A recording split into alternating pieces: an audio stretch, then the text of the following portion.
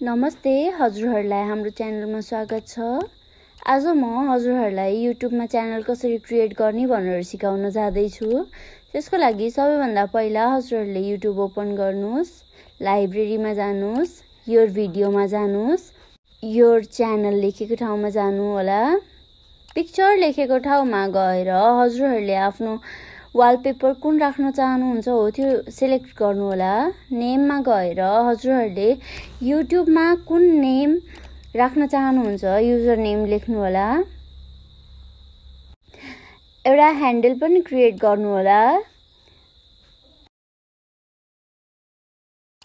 त्यसपछि सेभ गरिदिनु होला। क्रिएट च्यानलमा थिचिसकेपछि हजुरहरूको युट्युब च्यानल क्रिएट हुन्छ।